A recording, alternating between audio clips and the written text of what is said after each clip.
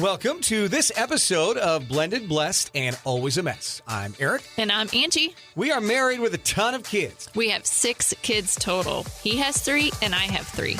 My name's Hallie and I love riding horses. I'm Lexi and I love agriculture. My name's Carter and I love eating. My name's Chase and I love lifting weights. My name's Summer and I love spending my parents' money. I'm Dane and I love baseball. Our show is about our blended, blessed, and always a mess life. And our hope is if you find yourself in the same situation we are in, that by sharing our story, all the fun and all the mess, the challenges we are experiencing, it will give you some inspirations, laughs, and community, knowing you are not alone in this mess. We appreciate you spending time with us. Let's dive in. Today's episode of Blended, Blessed, and Always a Mess is brought to you by Top Notch Clothing. You know, our family loves to stay in shape, and so we need a lot of different workout gear. And myself, Angie, and the kids have started to love wearing Top Notch. They've got men's and women's apparel, shorts, t-shirts, leggings. The fit on it is so good, and I love their hats. I'm a big hat guy, and you can literally get the hat super dirty, and it just washes right off with some soap and water. It's absolutely fantastic. Look, if you haven't found workout gear that works for you, then check out the website, tnclothing.com, and you can get 15% off your first order when you use promo code BLESSED at checkout. Top-notch clothing. Check them out. tnclothing.com. Welcome to this week's episode of Blended, Blessed, and Always a Mess, where we were on vacation, so we took a week off, but that's really not why we took the week off. It was just one of the most interesting, jacked up, disconnected, disjointed vacations of all time. We've apologized to the kids that it will not be one that we remember for, oh my God, this was amazing. Just no, it would be finish. like, do you remember that trip from hell? Like, that's somebody was like, and it's, I wouldn't even call it a vacation. We were like the Griswolds. If it could go wrong, it went wrong. Yeah. Now we're both back to work and I've got the same thing. Oh, you're on PTO. How was your vacation? And my answer is it was awful. And then they're like, oh my God. And then what happened? And it's like, well, about 30 things. So we don't have more than 5 minutes to download everything that happened.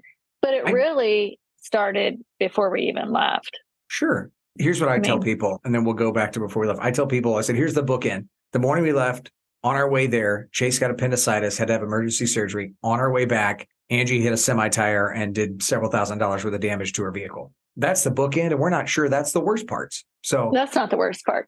Yeah. So we're like, that's what I can tell you in a nutshell. That's the bookend of the trip. And I say the same thing, and I add on to it that also wasn't my worst day or worst week. Yeah. So if that tells you anything. Yeah. No, before we left that Friday night, I'll back up even before that. Okay. All right. Go for it. But we should also say we're not together right now. We are in separate locations. Angie is at work in St. Louis. I'm in our studio at home. So we're a little disjointed even now, but this is the only way a podcast is getting recorded this week. So you back up even before that and start off vacay. Yeah. So, we did a podcast episode titled Hallie's House. So we shared, and I know some people didn't listen to that episode because I had some people reach out based on our story where I posted like first night in Hallie's house. And they're like, well, what's Hallie's house? I'm behind on your episode. So we did an episode a while back where we had been looking for rental property in Florida for a long time and had an offer at one time a year ago on a house and it just ended up not feeling right. And then the last 7 months we've been reeling from losing Hallie and, it's our end game, but not sure when it would happen. And then life happens, good or bad. This house popped up and it just felt like that this was supposed to be our house. And so we called it Hallie's house. So that's also new for us. We have not done rental property before. We've not purchased a home in another state before. Aric and I don't know how to be still, clearly. Yeah. So God wants us to be. We just haven't done it yet. Yeah. He keeps trying to tell us to freaking stop. But anyway, so we felt like this was the thing that we were supposed to do, Hallie's house. And we're going through the process of, we put an offer in on the house. Everything is going good. We got through the inspections, all of that stuff. And we're in the 11th hour to prepare for closing. And the week before we were leaving for a vacation, we were on this journey of trying to find homeowners insurance, which we did not realize was a problem in Florida, and we were supposed to close the week before we left. Multiple people had been like, "Oh, good luck getting insurance in Florida." I just thought they would be kind of like subtle comments. Flippant. Yeah, I didn't think it was like a really like big one deal. person had a bad experience, maybe. Right. Like that's kind of what you think. And we were actually supposed to close on Hallie's house the week before we left on vacation, but we started running into insurance problems and delay on getting an underwriter to get the insurance policy bound. So then we started checking with other insurance companies, and that's when we first got word that we were declined, like the underwriter declined coverage on the house. We're like, well, what's going on? And it was basically, well, there was a claim on this house for water damage. Well, the owner didn't disclose that to us. So we go to the owner and our realtor and say, hey, what's this deal with this water damage claim? And they came back with like, that's not accurate. We didn't have water damage claim on our house. And I go back and look at the document that was sent over and was like, oh my God, it's on our home in Columbia. And we told the story on an episode last year that we had a pressure valve be faulty in our home and leaked water all in our basement, like $20,000+ worth of damage. And you would naturally think that you have insurance for that purpose. And it was my first ever. I don't know about you, I Eric, think mine too. I don't think I'd ever first ever homeowner's claim. So that's pretty damn good, I think. In our 40s, and yeah. Right. And Florida insurance companies didn't want to cover us on this home because we had a one-time claim. They're okay if it's Mother Nature, but not if it's a fault of someone or something. So anyway, run through all that. The night before we left, on that Friday night at 5 p.m., we finally get insurance bound. And it was this whole drama thing of like, it was going to like triple cost because we were air quotes at risk. And at the end of the day, it was a stressful week of a whole bunch of things happening, especially around insurance, but it's up and down roller coaster that frankly, we've been living on for 7 or 8 months anyway, but just adds to it.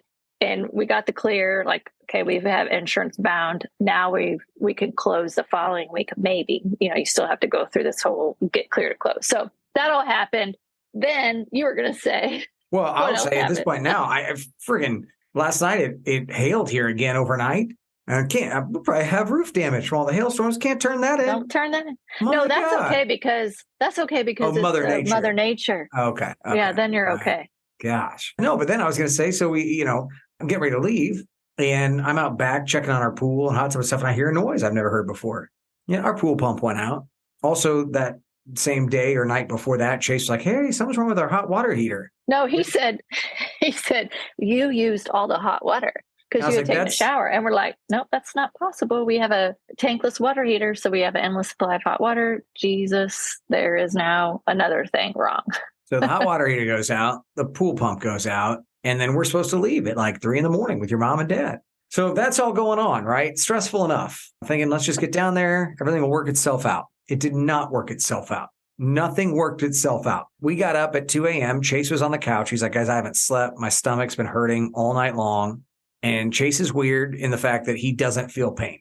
Like he's one of those people, he just doesn't feel his pain tolerance. I think he could put his hand on an oven rack and would be like, I'm fine. It doesn't hurt. That's how tough he is. Literally did that one time. He had burnt his arm on a pan.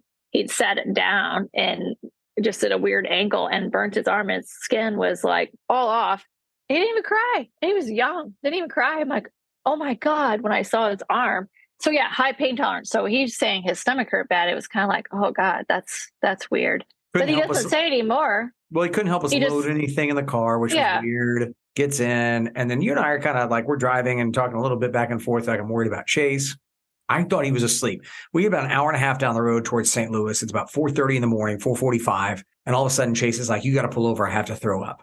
So we're in 2 separate cars. I pull off on the side of the road. He starts throwing up. You get out. We're checking on him. Yeah, because Eric had the boys. I had the girls, basically. And as soon as he turned off, I'm like, well, that's really weird. And then I see the back door where Chase is sitting open up. I'm like, oh, God. So then he gets out. He's throwing up.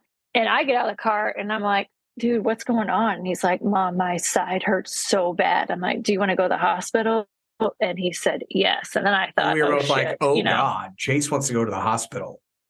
So we have 2 cars loaded down to the, no empty corner or crevice in our cars. And then we mapped to St. Louis Children's Hospital, which this is where I'm going to say, thank you, Hallie and Jesus, that he got sick in St. Louis, because had he not thrown up, he would have not said anything. And we would have been 3 hours down the road in the middle of nowhere. But they landed us right by the best hospital in Missouri. For kids. We go there for kids. And we walk in at 5:00 in the morning, and literally there's no one in line for the ER, nothing. We walk right in. They start, hooking him up, checking his blood pressure, all that stuff. Immediately we go into a room, and by 7:45, they're wheeling him off for surgery in the morning. Like, surgery doesn't normally start till 8. They're like, yeah, no one's here. We can get started early. I think it was he was in there for maybe an hour and a half. He was out No, it was less than an hour. I told somebody today, 45 minutes between 8:30 and 8:45. He was done on the board. We saw him by 8:45, 9 a.m. out of surgery. Yeah, it was it's unbelievable. insane. And they let us, the entire family, go back there. Their rule is like 2 people. And they're like, yeah, no one's in here, which is really weird. They said for Saturday morning, no one's in there. And they only had to go through his belly button. So he had no other entry points. You couldn't even tell they went in through his belly button. It was amazing. And they're like, if it's not ruptured, there's no holes in his appendix. It's outpatient. And as long as he can get up and walk around and, go to the bathroom and keep things down, then you can continue on your journey. So by 1:30, we were back on the road.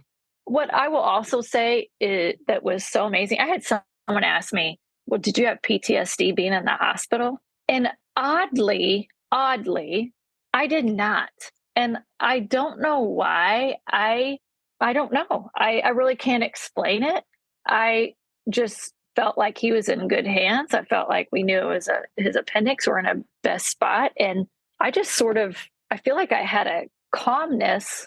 I mean, I was worried about him and more thinking about like, okay, what does this mean? What's his recovery going to be like? All of that stuff. But I was just so incredibly grateful that I don't feel like I had time to do all the what ifs. It was just unbelievable that it happened the way it did. And the other thing I will say is I'm incredibly proud of our kids. They rallied. Nobody said, oh my God, is this going to ruin our vacation? I think sometimes it's a mindset thing, but when you have challenging things happen to you in your life and you accept the fact that you are not in control, your response mechanism is different than thinking that you're in control. And we're at a point. Did you want to say something? I just felt like we're at a point where we're not in control, but you were trying to be helpful and be like, well, I'll stay here with Chase and we'll load a different car down and you guys go on. Our entire crew was like, no, nobody's leaving Chase till Chase is ready to go on vacation. If Chase goes home, we all go home. Chase stays in the hospital, we all stay in the hospital. If Chase can go on vacation, great, we'll all go. But nobody was like, hey, let's go on without him. That was neat. Yeah, that was amazing. Amazing. The hospital was amazing. The kids were amazing. Nobody was like, okay, hurry up. Can we get on the road now? Nothing. Everybody rallied around each other. And that was so beautiful. The other thing I would say was I'm so incredibly proud of Chase. He was scared. He shared later that, he was thinking like, oh my gosh, how weird. Like he was almost put himself in the situation that Hallie was in, like laying in bed and people looking at you and what that maybe would have felt like. Did she know? So imagine him seeing his sister in this situation 7-8 months ago in a hospital bed, not the same situation, but in a hospital bed. And he was scared, but he still made jokes. He still tried to have a good mindset about it. He didn't want people to have to wait and delay their vacation. And he faced it. He never cried. He was just like, you could tell he was freaked out, but the way he handled it was truly, I could not be more proud of him.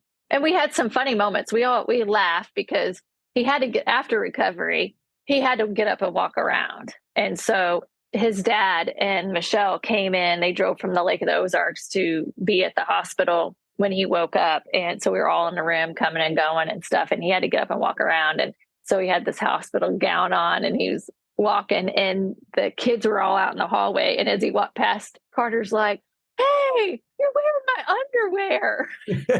She had Carter's underwear on and everyone could see his underwear. It was just the funniest freaking thing. I'm like, that is blended. I mean, it's a family challenge too, but it's just even funnier when it's like your stepbrother's wearing your underwear. And then when we made the circle and came back, all the kids lined the halls and they were cheering him on. It was just. I was going to say one thing we didn't notice at the time. Somebody pointed out later, we posted a photo. When they took him to post-op, they took him to room number 7, which if you recall, everything that happened with Hallie, 7 has been a big number from the room that she was in on the 7th floor. And all these 7s keep popping up in our life. And they brought him out of surgery and they wheeled him into a room 7, which was something we didn't notice right away.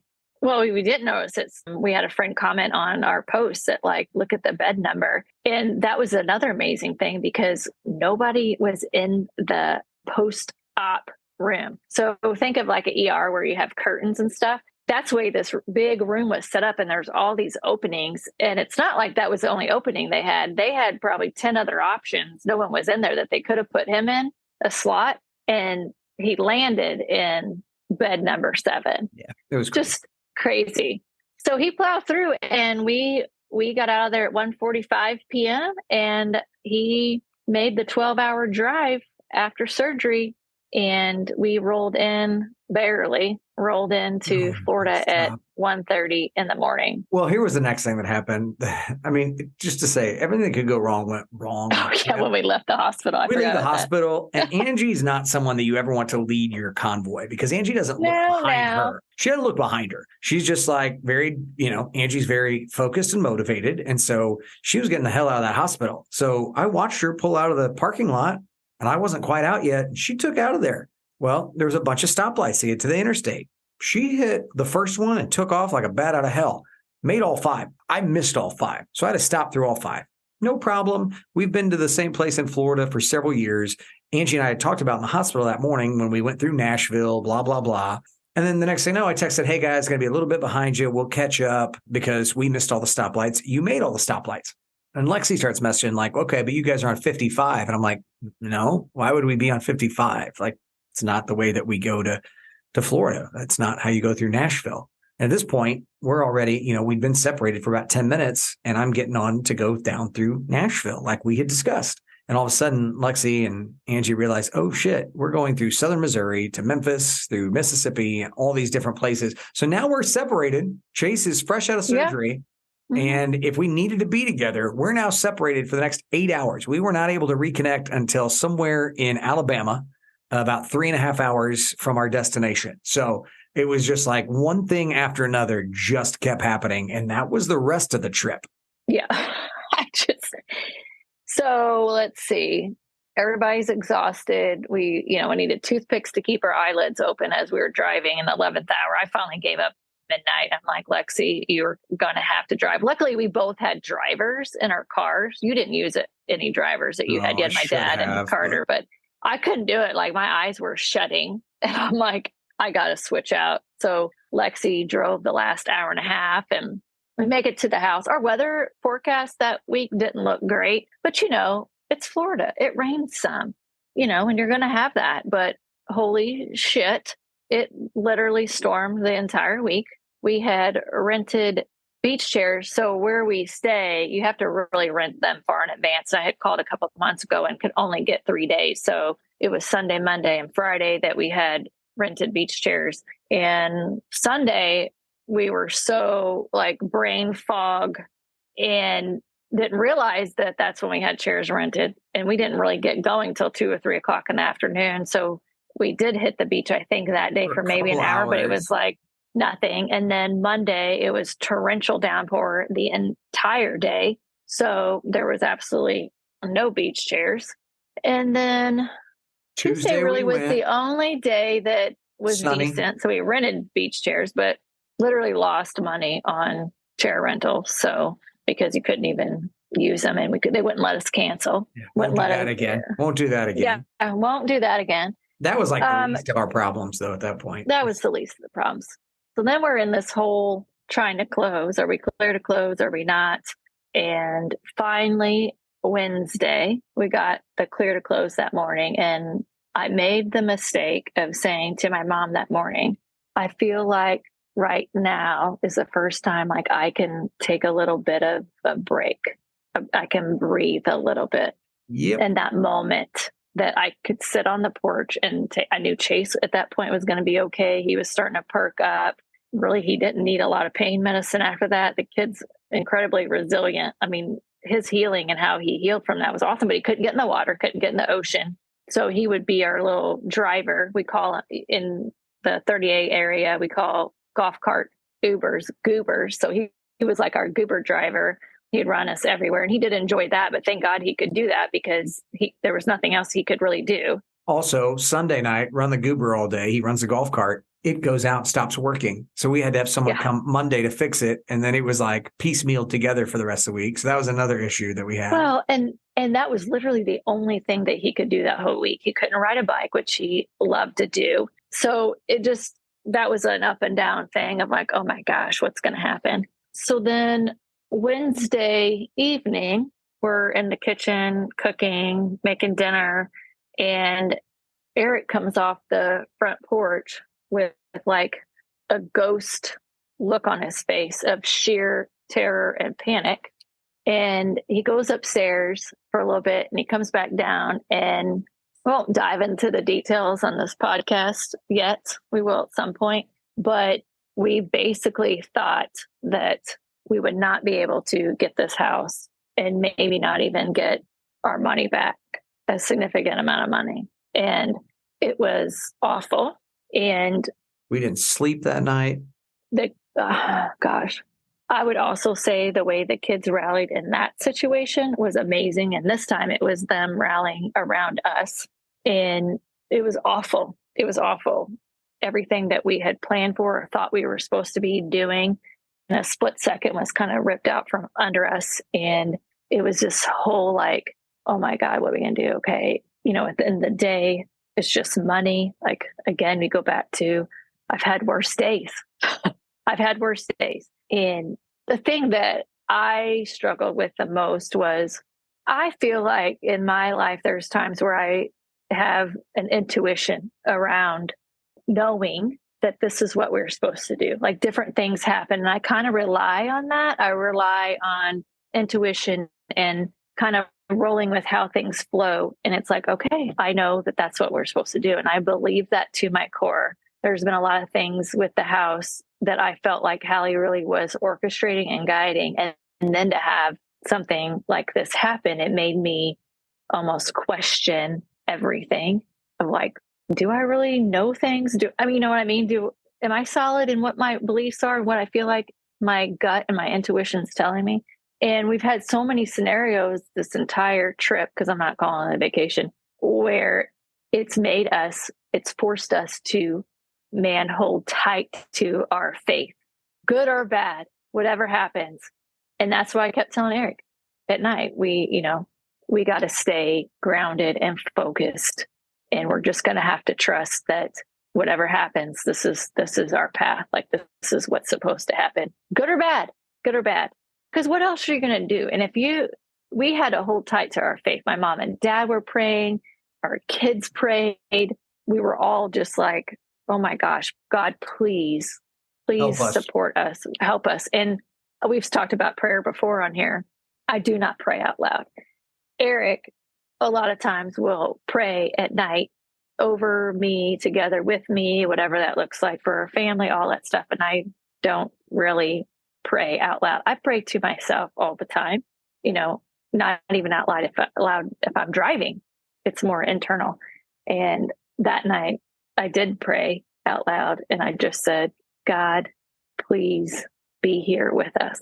Please help us. And yes, we did not sleep hardly at all. You just in a constant fight or flight, cortisol explosion of like, oh my God, what are we going to do?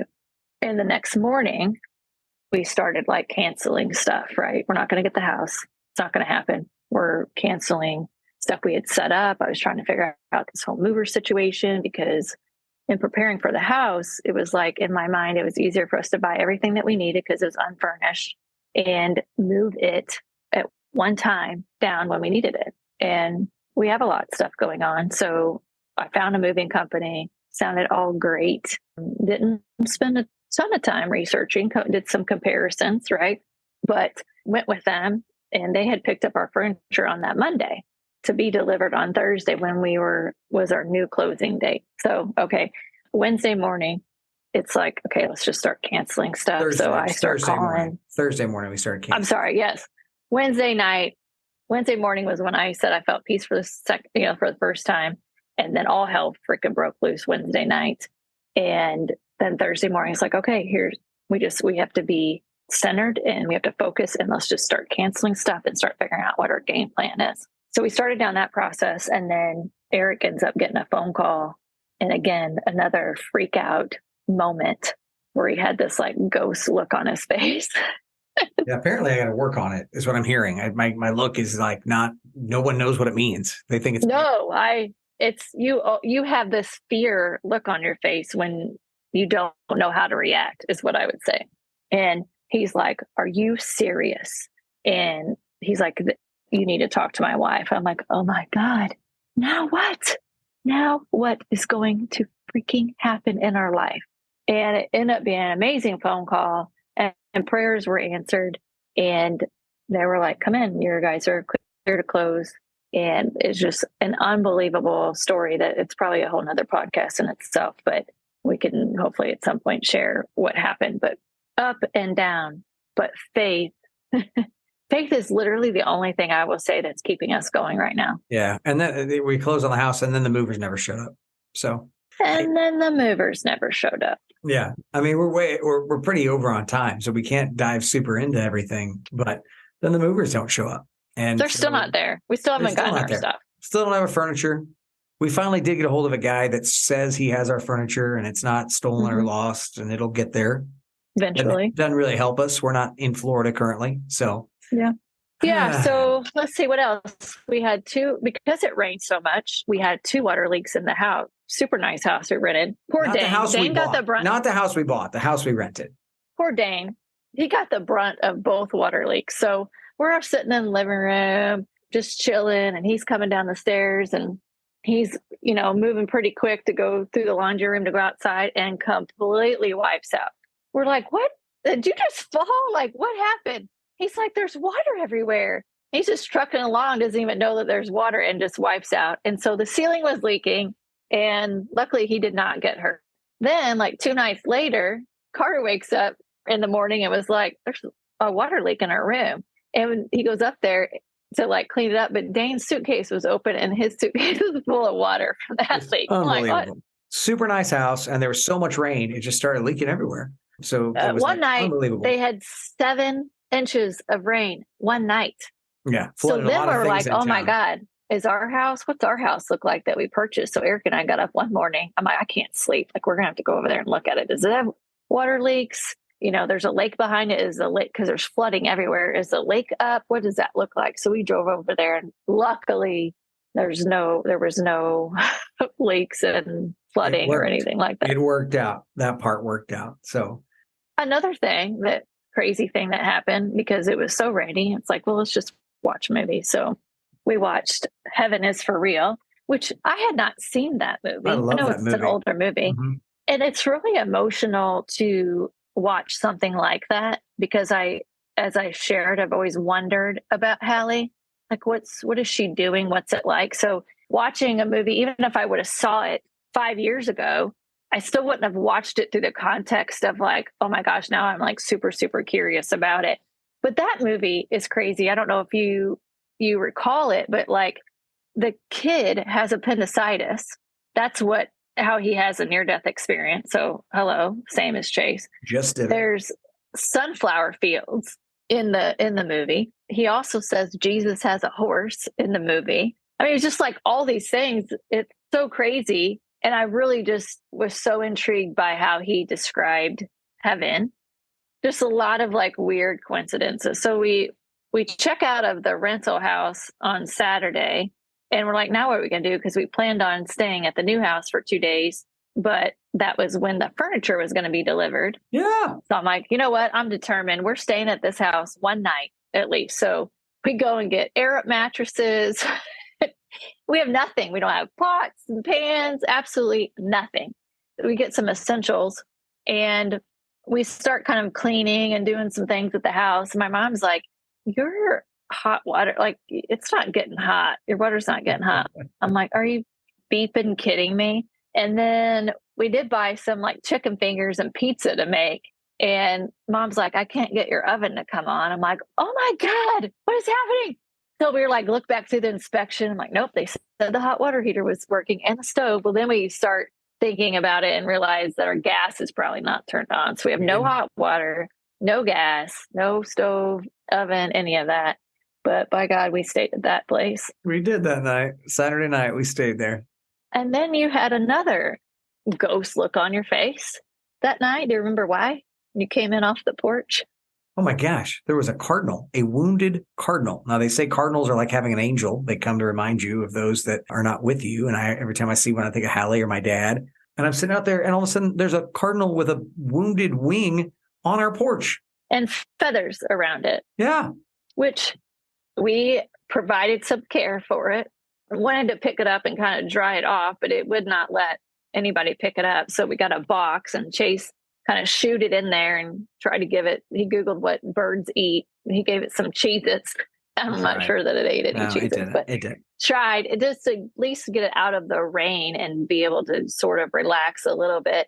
And eventually it did end up flying off. But what I wanted to share, and I had shared on social media, is, you know, I've talked about this children's book that I wrote, and literally that cardinal showing up and with the feathers by it and providing a little bit of care and then finding the strength to take a flight is literally the children's book that I wrote. So it's very chilling, goosebumpy that here on our first night at Hallie's house, a wounded cardinal shows up. It mimics exactly the story I wrote about feathers matter. So unbelievable. Up and down. And then, yes, we're driving home and on Sunday and I hit this tire. I couldn't get out of the way. Nowhere Eric's for her to go. I had a car on my left. And I mean, there's nothing else I could do. And I just ran over it and it tore up the front of my car. And you just laugh at that there. point. Yeah. Oh, and then also that Friday night, we got a call from Adam and Amber, who were on our podcast a year ago. They were checking our house. Our air conditioning broke at our house in mid-Missouri. So that happened. And then when we were trying to get home Monday morning. And we picked up the part. Yeah, got a call Monday morning that they couldn't fix it because the parts were in St. Louis. And I was like, wait, we're driving through there now. So picked up the parts, brought them home, and they were able to fix that afternoon. So one thing after another. It was not a vacation. It was a trip. Everybody wants a redo, and I'm okay with that because we survived. And here's the other thing that we knew was going to be difficult of not having Hallie there. But it definitely, we all felt a huge piece missing. It just didn't feel, it felt clunky in a lot of ways on top of everything else going on. Like every year we would get a puzzle and everybody would put it together throughout the week. That puzzle barely got work done. The only picture we took as a family was when we were eating in the rain pretty much on a patio, eating pizza. One night we went out. The rest of the night we were in. Like it didn't feel like we did anything together because Chase couldn't go to the beach. He was doing his things. Kids just kind of came and went, or they were napping or, on a bike ride. And it felt clunky. We got through it, but it was just so clunky. And, sometimes I think you have to really experience challenging things to appreciate the good stuff. I had that conversation with Dane because he's like, God, this trip it's not been the greatest. And I'm like, I know, but when it's not the greatest, that's also when you appreciate when it was great. Or the next time when things do go well, it's like, oh, this is really good.